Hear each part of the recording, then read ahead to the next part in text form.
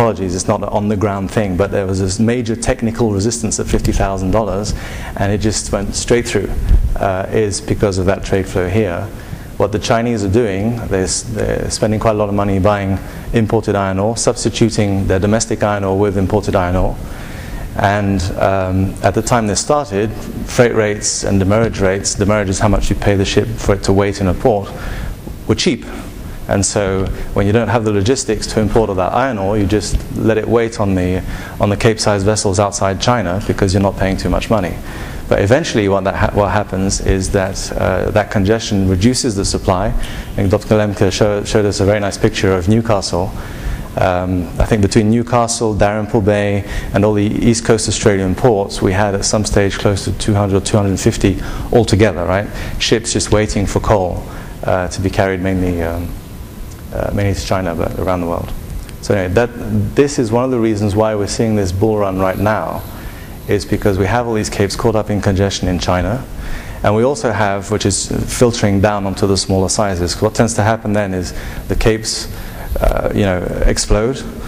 Then what people look at is, well, shall we just take 2 Panamaxes instead of a cape, because the Panamaxes are cheaper? And that usually happens at a ratio of about 2.2. If the capes are more than 2.2 times more expensive than Panamaxes, you tend to look at that kind of split. And it's not happening because actually the Panamaxes are having a bit of support of their own on the coal front. So, I mean, you should always look at those spreads to see, is your market in the Handies, Handymaxes, Panamaxes going to catch up to the capes, or are the smaller sizes going to drag down the larger sizes? And right now it looks like the smaller sizes are catching up on the capes. This one is a bit more complicated, so please don't take the time to remember it.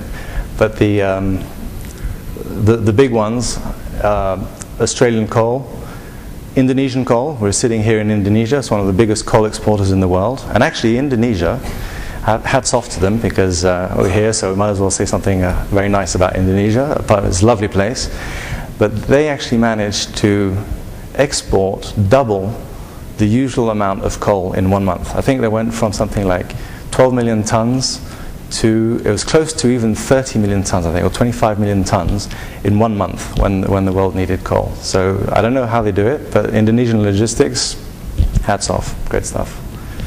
The other big ones, Colombia in the Atlantic. Of course, some exports from the US, and that's quite a tricky one actually, because US sometimes exports, sometimes imports. And of course South Africa, which I shouldn't forget, and Russia. Okay. These are our overall numbers for demand versus supply. And they tally, they may not look like they tally, but they actually do. They tally with the previous presentation. So you have a reduction or contraction in world trade. This is on the bulk side of 2.9 billion tons to about 2.7. Net world fleet supply expected to increase 11% in 2009.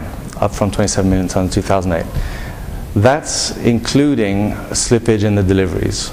And there's a lot of debate, and you may, if you're reading the newspaper, you may see it, there's a lot of debate on how much slippage or how many new buildings will be cancelled to join the world fleet. And so we've estimated around 20%. I mean, that's anyone's guess really. It's also $1 million question, but that's obviously still a substantial growth in the fleet.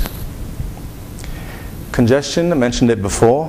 Just in the last week, it's gone from, if you take the total capacity utilization of the fleet, from 5.1% to 5.7% because of the iron ore and coal congestion. So where is that going? And in fact, it's one of these things, being in freight, you're in the middle of everything. If economics is a dismal science, then freight is a really dismal science, because punches can come from anywhere. They can come from steel, they can come from coal, they can come, and congestion is one of them, which we just cannot forecast. It's impossible. And so, to refer back to what Annie was saying, you need people on the ground, going around the ports, meeting people, seeing what the programs are, and that is really the best way to forecast freight, because you can always have a punch coming suddenly from congestion, and you're off to the races again.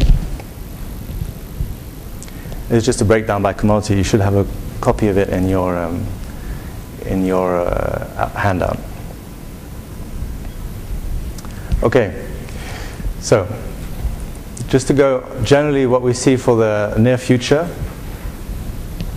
Atlantic at a premium to the Pacific, and that'll tally into one of the risk factors we'll discuss just in a minute. And that has traditionally been the case. It's very rare, but you can find instances when actually the Pacific Ocean is at a premium to the Atlantic Ocean. And when that happens, a lot of people start crying because that's not how people sell contracts.